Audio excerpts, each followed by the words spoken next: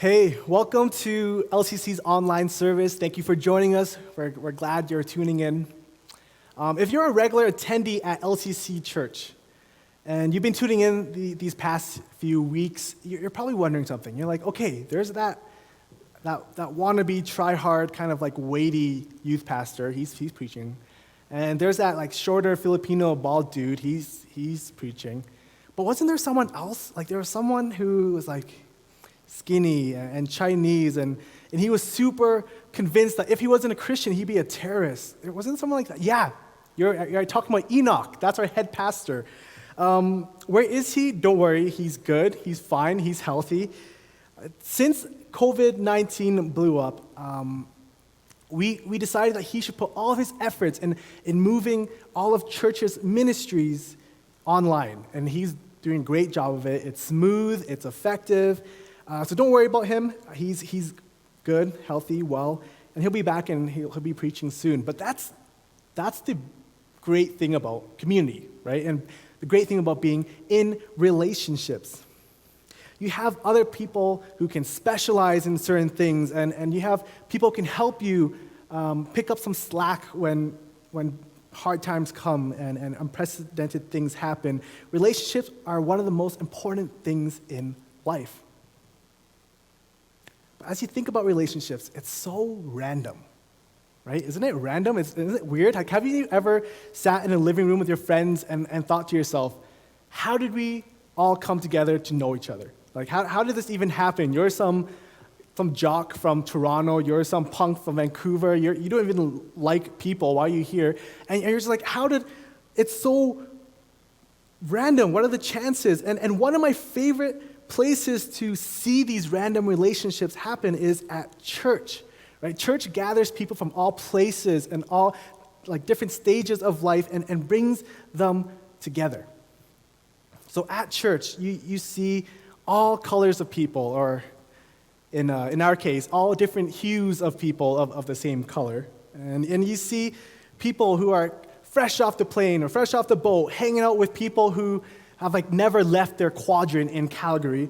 You see athletes hanging out with gamers. You see ABGs hanging out with weebs. In the parking lots, you see 2005 Honda Civics hanging out with 2018 Honda Civics, because that's how we drive. And it's amazing, right? It's interesting to see. And these relationships, they can build you and they can destroy you. And how we handle these relationships will make the greatest difference in our quality of life, in our attractiveness as Christians, as well as our effectiveness in God's work. But with all of these differences, there are moments where these relationships are difficult and awkward, frustrating, conflictual. Today, we're focusing on how to be awesome at relationships. And before you're like, yo, Tim, stop. Look at me. I can't get a girlfriend. Don't worry, you gamers. These relationship principles are open to all relationships. They're effective for all types of relationships, especially in church. We're back in our Timothy series where it's called How to Be Awesome at Church, where we're looking at Paul's advice to Timothy on how to run church really well. And our Bible passage today is 1 Timothy 5, 1-2. Read along, it's short, and it goes like this. Do not rebuke an older man harshly, but exhort him as if he were your father. Treat younger men as brothers, older women as mothers, and younger women as sisters with absolute purity. So how do we be awesome at relationships? The two keys we get from our passage is 1, gentleness, and 2, purity. But before we dive into these two keys, I want to look at this bigger idea, right? The whole text is wrapped in this big like lens idea. How do we view people? It's saying we view all other Christians as family members, and maybe you're thinking, easy, right? That's so easy. I hate my parents. I treat my siblings like crap. Well, no, I don't think that's what Paul means, right? After scouring the internet, I found this really wise sage who said, Ohana means family.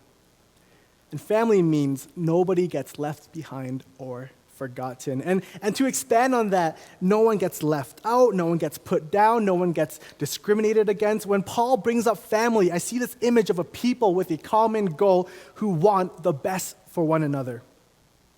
And people who want others to become the best version of themselves, to know Jesus as deeply as they could, and they're willing to go to great lengths to do that. With that said, our first key to great relationships is gentleness. Our text starts with, in verse 1, do not rebuke an older man harshly, but exhort him as if he were your father. It helps to know the context that Paul is speaking to, right? Paul is writing to this really handsome, hip, really cool youth pastor named Timothy. And Timothy is sent by Paul to set things right in one of the world's leading churches. And here are some things about Timothy, right? So he's taught well, so he's capable. He knows his stuff, all things theological, he's pretty good at, right? And he's given power. He has authority. He can do things with the church. But Paul is saying that even with all these things, that's not enough. Because even if you have power and knowledge, if you mess up your relationships, you're going to fail your mission. So Timothy needed to have self-control to use his power properly. Paul is telling Timothy to be careful correcting the older men of the church. Timothy couldn't let his frustrations or anger get the best of him. And obviously, Timothy needed to watch his words and actions with everyone, the younger brothers, the younger men and the younger women, the older women, everybody, not just the older men, but it was especially important with the older men because they were used to leading, and they were used to high status, and they were used to being respected. If Timothy tore into them in front of everyone when they messed up, it could have caused division, confusion, split loyalties. It would produce way more harm than it would do good. And so Timothy needed to be gentle with everyone, but especially the older men. For us, in moments that are difficult, or when someone messes up, or someone has a huge personality issue, what do we do with it? Our passage gives us two contrasting examples. The first example is to rebuke harshly. The Greek word for this offers an image of like striking. And I'm going to be honest, when people do messed up things, the first thought that comes in my head is like, what in the world? And I feel like I should just like go up to them and tell them how stupid and wrong they were and then point out all their flaws and everywhere they messed up. And just by doing that, that's good enough, right? They feel bad about themselves and they're going to try to be better and change themselves. And then I get to like kind of pat myself on the back and say, it's tough love. And I mean, isn't that like the easiest thing to do? Isn't it the fastest way to fix a problem? Well, maybe, but Paul doesn't think that's the best way to do it. The other example Paul offers is exhorting, which has an image of like coming alongside a person and counseling and encouraging them and leading them towards the best future possible. And I want you to just really imagine this with me right now. I want to make up this fictional character. Let's say your friend Bob failed harshly at what he was asked to do and what he was asked to be, and now he's lost and like living in a bunch of lies. And I can just imagine him like laying on the ground in defeat, discouraged, ashamed, confused, lost. What do? I already told you what I would do. I would give him this like metaphorical kick and strike and point out his mistakes and move on in my life. And that's an appealing option for a lot of us because it doesn't require emotional investment or time. And it's like the fastest way to fix the problem. What Paul suggests is exhortation, right? To actually come down beside Bob in his mess, to sit with him in his screw-ups, to comfort him, encourage him, and say, hey man, like I'm here for you, and I believe in you, and this failure doesn't define who you are, and I know you're so much better than this. I've seen it. And then as Bob is ready, you kind of just like put his arms around your shoulder, and you lift him up, and you lead him towards a better place. If you were Bob, which one would you rather have? I bet you want the way of gentleness. And another way to put it, you'd want the way Jesus would do it and not the way I would do it. I grew up in a home of boys. 2 older brothers, Dan, 8 years older, and Sam is 11 years older. So I'm legit like the runt of the family, and we were similar to any other family of boys, right? Sometimes there was a lot of rough play, sometimes it was really chill, not a lot of talking or emotions. None of us boys ever planned like family outings or anything. And that's what it kind of looked like. It's like a family of boys. It's what you expect. But since they were so much older, they often took up the role of disciplining me when I messed up, and you can probably imagine what that looks like too. Like, for example, with Dan, when I messed up or his things or I like was bothering him, he'd like Charlie horse me and he'd like wrestle me down and like, I don't know, like call me like stupid and weird. And I would, in return, I'd say like, I hate you, and I'd tattle my mom. And it's, I don't know, it's what you imagine brothers to be like, right? It's what you see on TV. Sam was weird though, right? What he did, I think like psychologically damaged me.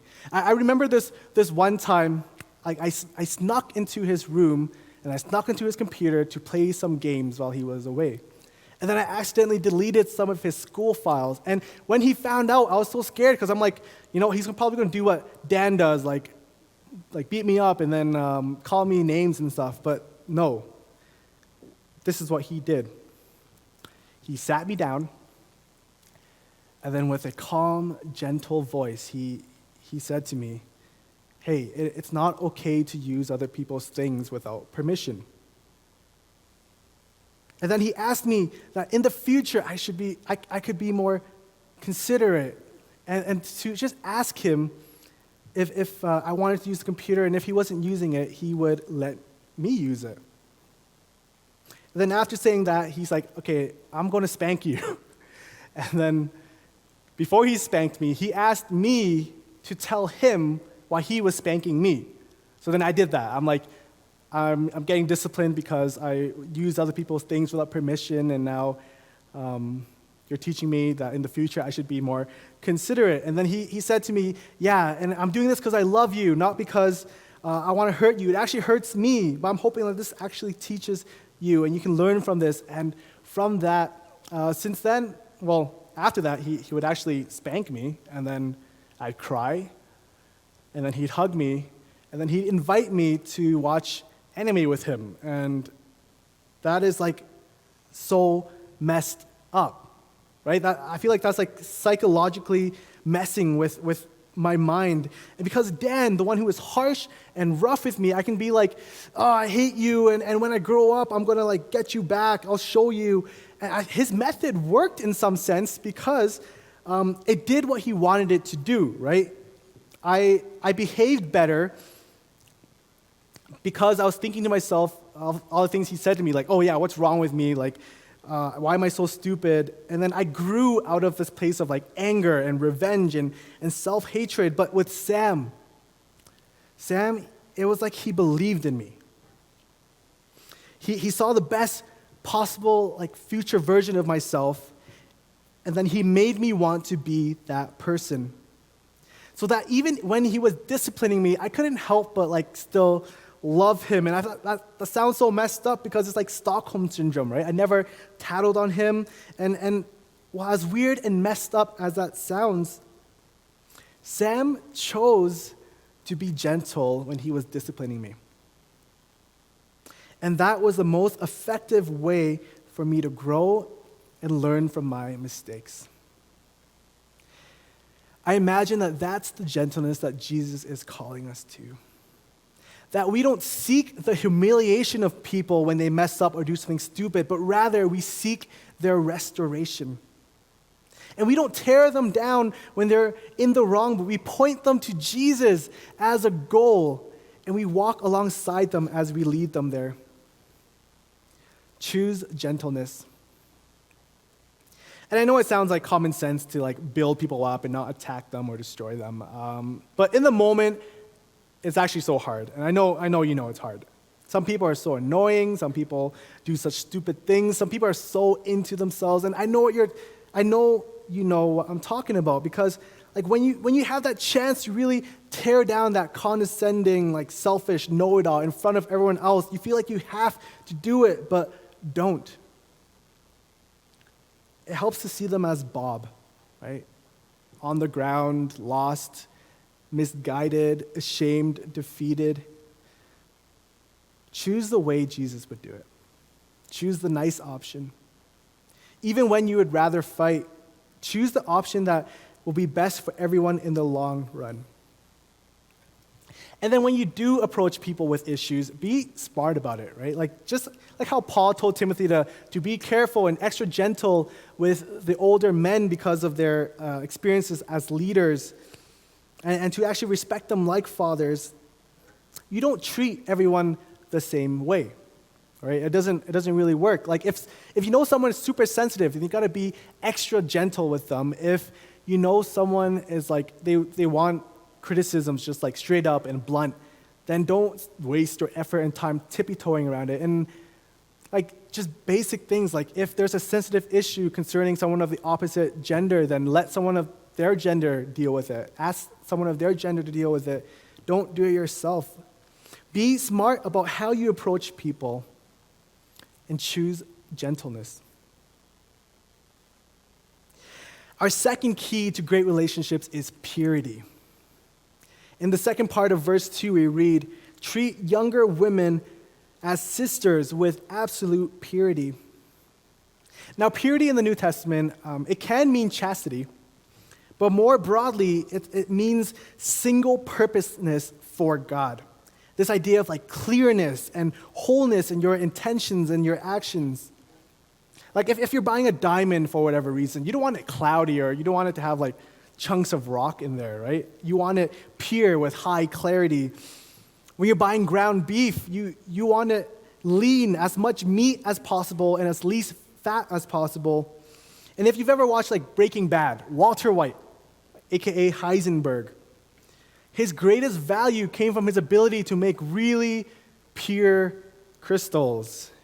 And purity is like wholesome, right? It's focused. Its purposes are clear and untainted.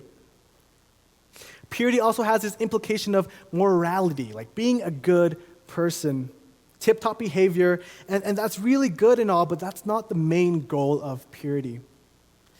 No, the main goal is being in tune with, connected to, and focused on God. And it's from that relationship with the good and pure God that we ourselves can be good and pure. Paul is asking for that kind of purity in our relationships. In the context of our passage, he's saying that as Timothy was trying to glorify God in his work by setting the church right, he had to be pure and single-minded in his intentions, in his words, in his actions. And he had to do this with everyone, but try to think of him as like this young, single, good-looking man in leadership with authority. Who did he have to be careful with and most pure with? Younger women. Right? He's there to do God's work. He's not there to like impress and swoon all the ladies. And it's hard, it's not really hard to imagine how that temptation would look, right? As he's like preaching, it's easy to think how he's like, yeah, look at me, I'm so hot right now. Like, look at these girls. I have them in the palm of my hands. No. Purity calls Timothy not to do that, but rather completely focus on his God-given work.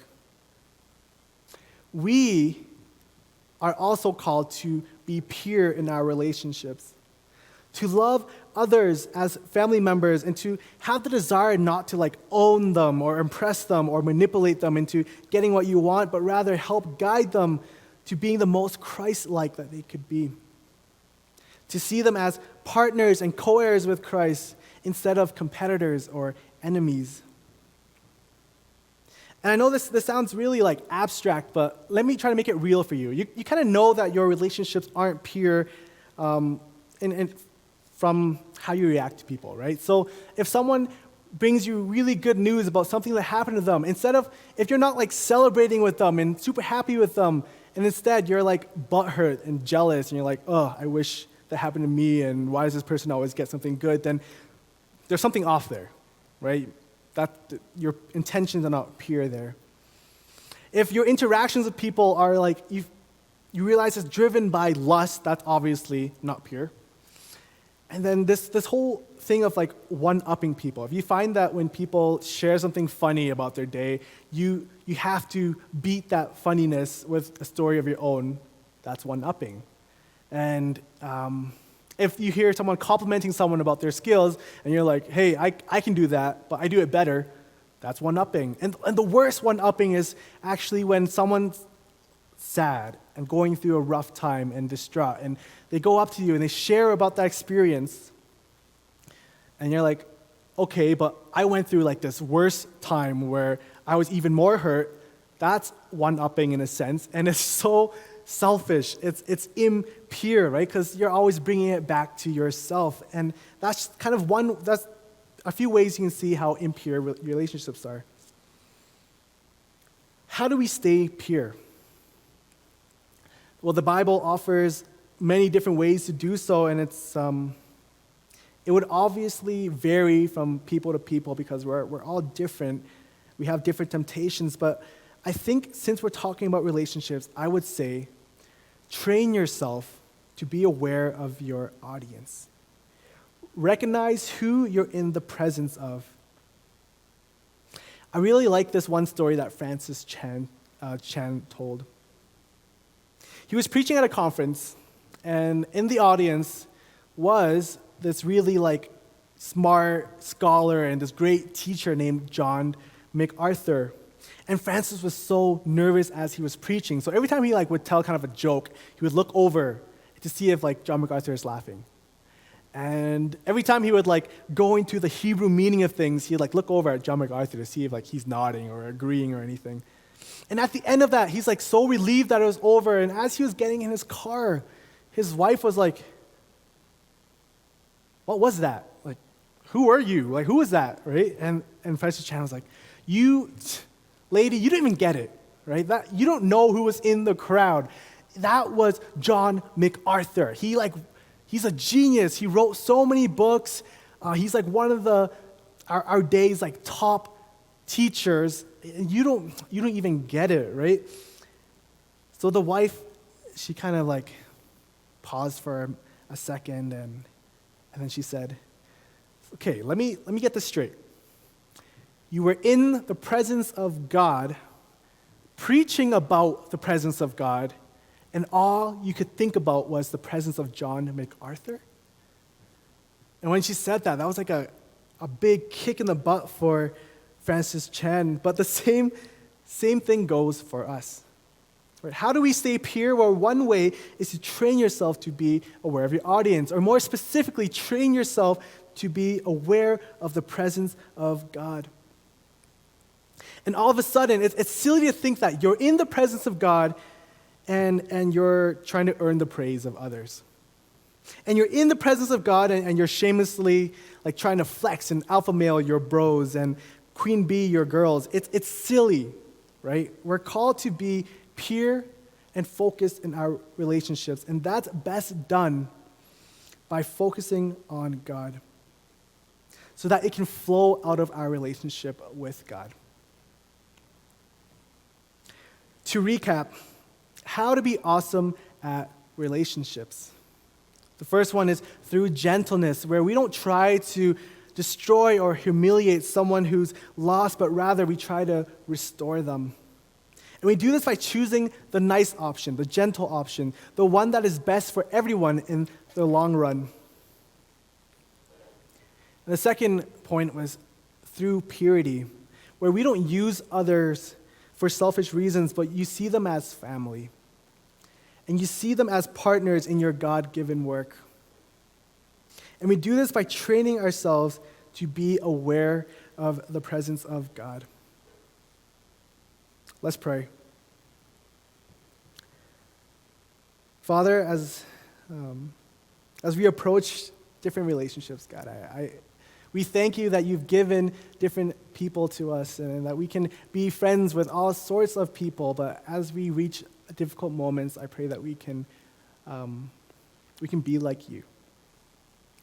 We can chase gentleness and we can chase purity, and we can just really love people and really move towards the action that will lead them to the best version of themselves, the one that looks most like Jesus. Thank you for everyone who gathered in today, and I pray that you continue to keep us safe in our weeks as we go about in our business, God. In your holy name we pray, amen. Okay, so if you feel comfortable, you can stand, and we're going to do the Lord's Prayer together. Our Father in heaven, hallowed be your name. Your kingdom come, your will be done on earth as it is in heaven.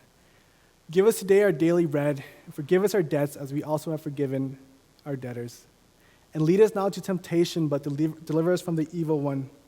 For yours is the kingdom, the power, and the glory forever and ever. Amen. Go in peace and serve the Lord. Bye, guys. Thank you for joining us. Have a good week.